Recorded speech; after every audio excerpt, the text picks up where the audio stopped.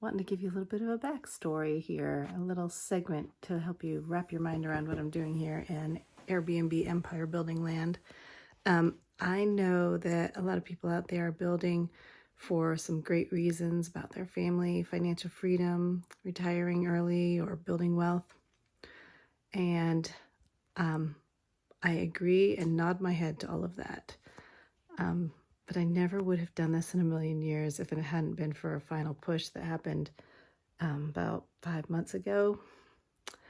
I'll see if I can compress this, and then feel free to ask questions and we'll build out some details later. But basically, I've been in financial services for 15 years. I've been with one company. We basically work with folks to help them with their with advice on their personal finances. We help them with life insurances and investments and that sort of thing. And it's all very one-on-one, personalized, lots of hand-holding, specialty services. And my role was officially, it started off as appointment setter, then it expanded into all marketing. And then I basically found myself also doing paraplanning and just operations advisory to the owner / advisor. And because we were such a small firm, my hand was just basically in everything. Office management, managing the team. We had about 5 people, some part-time, some full-time, to run the ship, and had about 400 client families that we served. I worked with the founder of the company until he one day went in for a surgery and ended up having a stroke while he was in the hospital. And that was Ernie. He was great. He was just such a servant to everybody. Everybody that I met as clients, when I would ask them how they get to know him, it was always kind of the same story, which is about how friendly he was, how knowledgeable he was, and how helpful he was to them. And that's how he built his business. And I was so thankful to be able to be a part of that. When I first came on 15 years ago, I was basically just looking for a job to be able to make ends meet in the family. I only had about 15, 20 hours a week that I could work when my kids were in school. And I got hired. It was sort of a miracle, and I'll have to tell you that story sometime. But there were only 2 people in the office then, Mary and Ernie.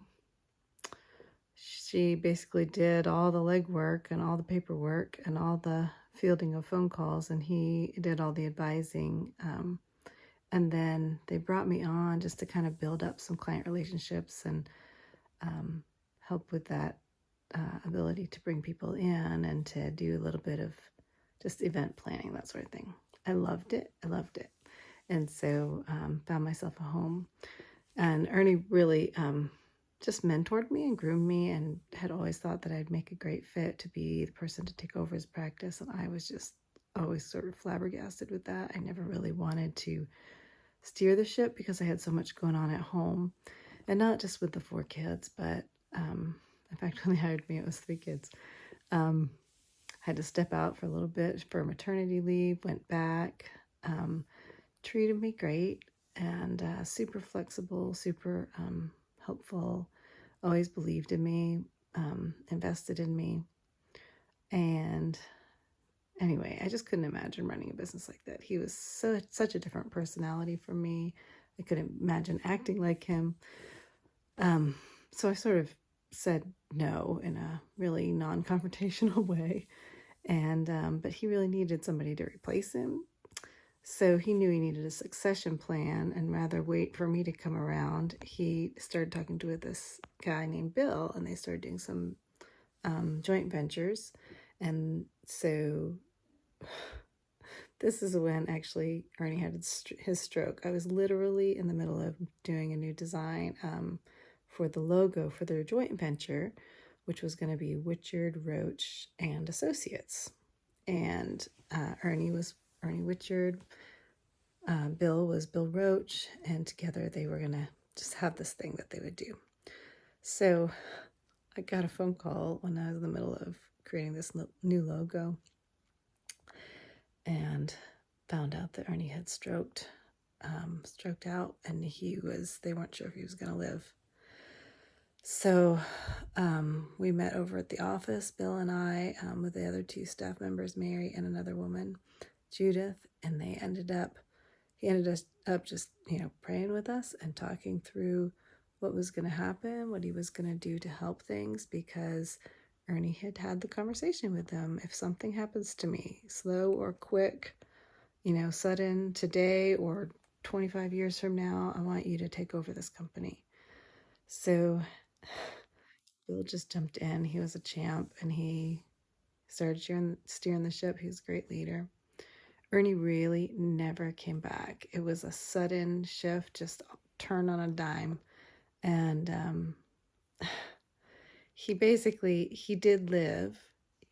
He lost the use of his right arm. It took him several months to learn to walk again. But he could never really get back all of his speech capacity. He could talk just fine, but if you asked him to talk about numbers, he couldn't verbalize the numbers he had in his head.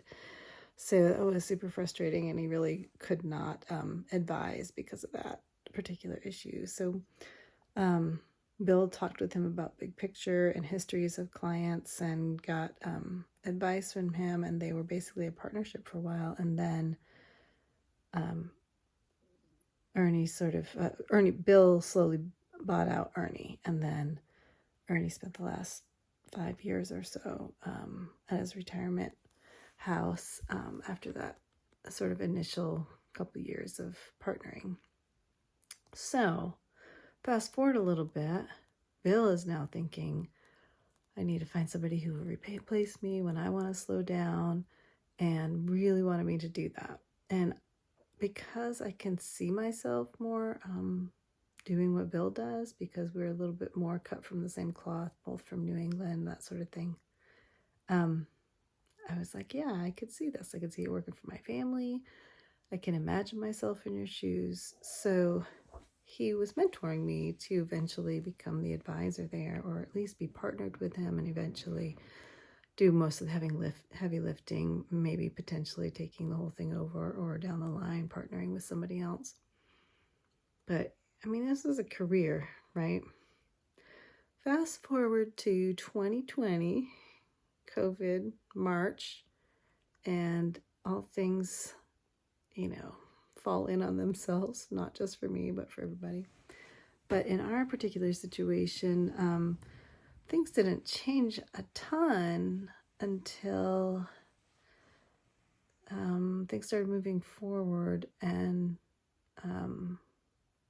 basically, with Evan's age, he could only be in school until he was 22. And then at that point, the plan was for him to go into a day program, which would kind of mimic school. It would end up being funded by the government. It's off-site. It's not in the house. It's in a different place where there's resources and planning and people doing programming for recreational therapies and that sort of thing. So that was our plan. That was going to be great. It was going to be smooth sailing. But COVID really screwed that up. It screwed it up really bad. And what happened was basically the government couldn't hire. The government sends monies to the agencies, and then the agencies are in charge of hiring and training and making sure everybody's compliant. So when we had sort of this issue with unemployment, especially in direct care, people quit in the industry across the board in caregiving, and you ended up with a sort of just a bare bones situation. So I did have 2 staff people working with Evan at that time. They've been working with him for quite a while. One was 6 years, the other was 5. And when we got to graduation and he didn't have school anymore, those 2 people spread themselves a little bit thinner and filled in a lot of the hours for Evan. But it turned out that in the fall, when Jonas went back to school, he's my 16-year-old, that he wasn't able to help out like he had in the summer. So we really started feeling that crunch of, okay, we have a caregiver from 9 to 3, and then from 3 to about 5 or 6, we don't have anybody for him. And then we had somebody for the last several hours of the day, and on some of the hours for the weekend. So Evan's level of care is pretty intense. He needs help bathing. He needs help toileting. He needs assistance in picking out his clothes. He's not toilet trained. He has accidents regularly. He's nonverbal. He doesn't understand danger. He can be aggressive. He doesn't understand sort of social interactions.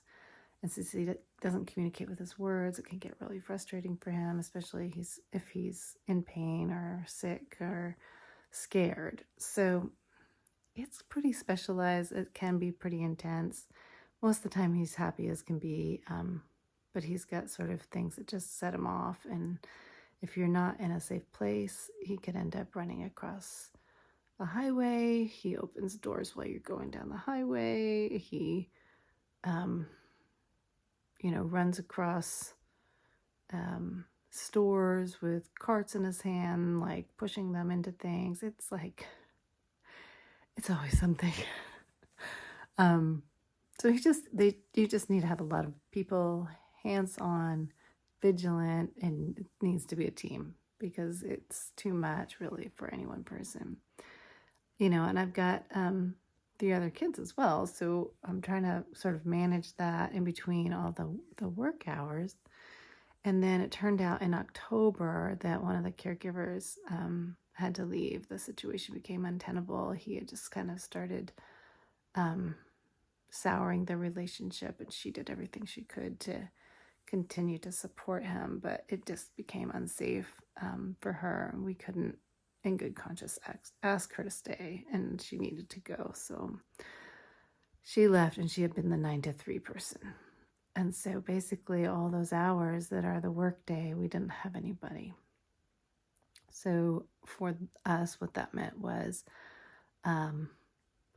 my husband, who is a minister, he's a pastor, he would work from home as much as possible, and I would go in as much as possible. But if he had something where there was a service midweek or people he had to meet with that couldn't do evenings and they had to do daytime, or somebody in a hospital, I would have to be home with Evan while he went in. And then, the evenings were just, he works a lot in the evenings with services and classes and council meetings and that sort of thing. And that would be all on me. So it got to be really intense, and just trying to do it all and always feeling like I couldn't really meet expectations on either side.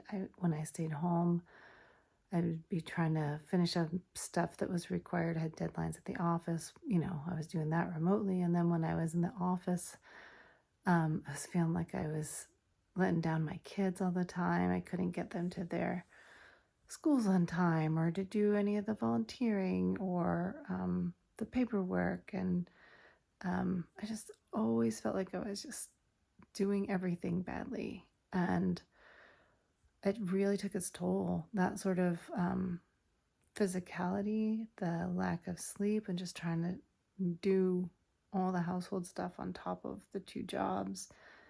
I really started losing my mind. I like to just say my marbles started rolling away, because I just realized there's a limit. Like I couldn't actually squeeze more out of myself. And I've always been able to squeeze more out of myself. But I think just aging, I just couldn't. And this load, this capacity of basically covering about 55 hours a week of care for him between my husband and myself, we couldn't make the math work. So in kind of this horribly fragile state, I basically had to tell my boss, like, I can't do it. I can't work anymore. I need to take family medical leave and take care of him and see if I can figure out how to find caregivers to replace the one that we lost. And then see what I can do long term to sort of stabilize the care situation so that I'd be free to work.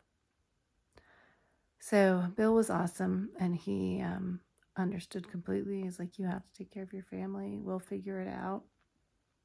So I spent a couple of months really just focusing on rejuvenation because I was really kind of a scary, anxious version of myself.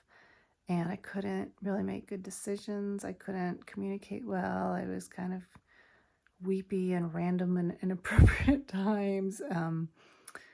So I didn't focus on trying to fix anything until I kind of just smoothed out my edges. And so from, let's see, Thanksgiving, I took off all the way through December and into mid-January or late January. I did that. And at that point, I really did start to feel like I was back, which was very, very much a big relief. Then I really tried very hard to just try and figure out what my options were in terms of optimizing care. And so we proposed to Will, the caregiver that works with Evan and has for the last 7 years, we proposed that he would switch his hours. He'd always been a night owl. He had been sort of one to sleep in and then stay up till 4 or 6 in the morning and then go to bed. And so he would come in to the house. He'd try it to be there for 2, but it would be more like 4:30 or 5, and work 6 days a week, kind of like those hours. But basically, they were the exact opposite hours of anything we would need for me to be able to go back to a desk job. So we convinced him. It took a month or 2, and we also had to change agencies to do it, to just start working the 9 to 5 Monday to Friday. And he shifted his whole life around for us, and we are so grateful. He's such a great caregiver. But when he did that, I thought, okay, then this probably means I can go back to work. But as I started crunching the numbers, I realized it wasn't going to work. I just realized, if I do that and I go and do my work and then I come back, I still have basically full-time childcare for all of these other hours. Besides helping out my other kids. I mean, taking care of Evan is like taking care of 2 3-year-olds. It's just like that. It's all joy and really funny and hilarious, but it's also really intense and the stakes are high and you got to be on your game. So I just realized I couldn't do both. I'd be sort of in the same position. I had better hours from Will, but I didn't have all the hours that we needed. So, and my thing is, how is this gonna change? It's not like, I guess I'm just disheartened in the system, and I really feel like there's not any reason to believe that the government's going to start paying a higher wage to people in direct care in this state, because folks who have intellectual and developmental disabilities, like my son, are generally not voting, and that's kind of where it comes down to. Caregiving for the elderly and for seniors in this society is finally getting a little bit of legal attention, and laws are changing and wages are raising, but it's not getting the same attention on the disability side of things, and I don't really see that it will. So, and I'm not someone who usually talks that way. I'm usually somebody who hopes. I hope until I can't hope anymore, and then I just look like a fool because I continue to hold out hope. But I've had some serious change of heart, I guess we'll say, in the last several years from various things that have happened to us, that I don't see that the government is actually set up to have the capacity to help these folks who are just so vulnerable, and they don't contribute to society financially, and the way that sort of we look for citizens to act. So I don't know. I just think it's a horrible predicament. I don't think it's right at all, but I have to stare reality in the face so that I can kind of figure out what we need to do financially. And what that looks like is not a desk job.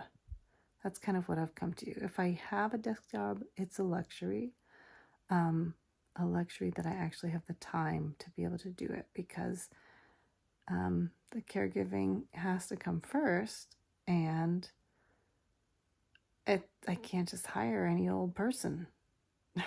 you know, it's such a specialized job. So it's not like a young mom with young kids. It's very different from that. And the older I get, the less I have in me to spread myself thin and make up for what's lacking, and stretching out the hours or burning the midnight oil. I just can't. So I think that burnout really taught me, like, I can't just push it out of myself or will myself into it. And I can't control things. And so I have to adapt. And that's where I come to this whole thing with building real estate empire, because I need to have passive income. That's really the one thing that's going to be able to stabilize and remove some of the vulnerability from our situation. I always kind of felt like I already have so much risk in our financial life, because we have to provide for this child for the rest of our lives. And after we're gone, he has to also be provided for. And I don't need to add more risk to the sort of the big picture, right? Holistically speaking.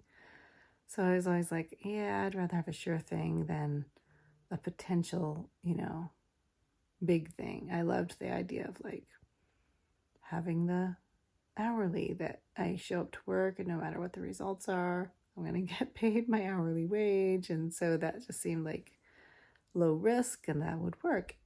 And now I feel like that's super risky, because I don't know that I'm going to have the time to put in to exchange for the money.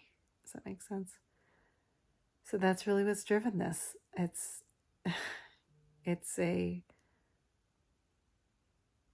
a gift to be able to, how do I say this? It's a gift to be able to take care of somebody with special needs. My son is awesome, and he shows us like what life is really about.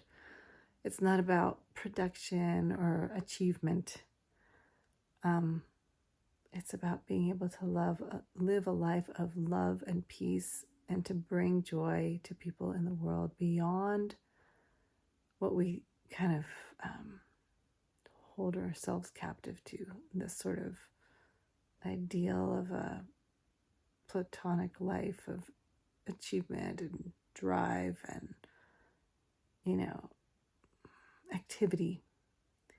He doesn't have those things, but he has a fulfilling life, and he brings joy into this world just by his humor, his peace, the sense of innocence that he brings in. And we have to figure out how to showcase that. We all have our needs, and I realize I have mine too. And so I'm thinking that this, wealth building thing is going to free up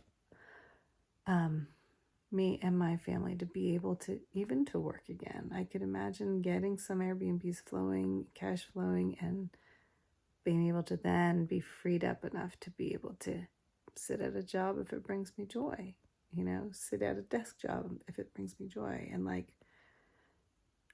I love working with clients. I love serving them. Bill always just thought I did a fabulous job. It was very, very hard. It's still very hard for him to let me go. He's basically replaced me with a couple of family members who are really smart, really hardworking, but don't know the industry at all.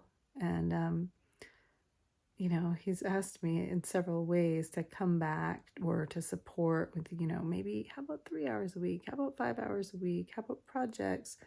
How about if I give you a raise? How about, all these other things? And I really feel like if I spread myself thin, I won't be able to launch. I feel like it's pretty critical to do it as fast as I can so the flow can start going. And so I said no.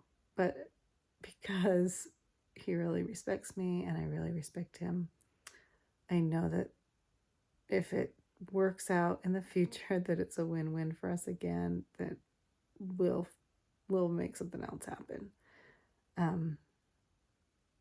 I just believe that will, it may still happen. There's nothing in terms of burnt bridges. So anyway, sky's the limit on that, but I have to say no for now because I have to say yes to building out this business. I feel like it's the ticket to real freedom, flexibility, and kind of what everybody else generally expects out of life, which is, what do I want to say? Financial security? Yeah, I think that's what it's going to do for us.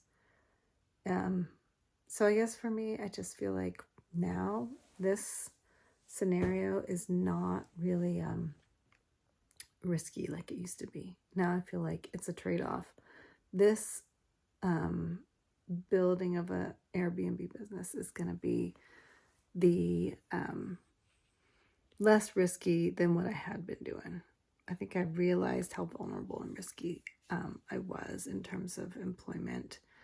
I mean, and a lot of it honestly has to do with I'm going to shift, even though I may have been a major breadwinner here in the grand scheme of the budget. Like, my husband's not going to leave his job.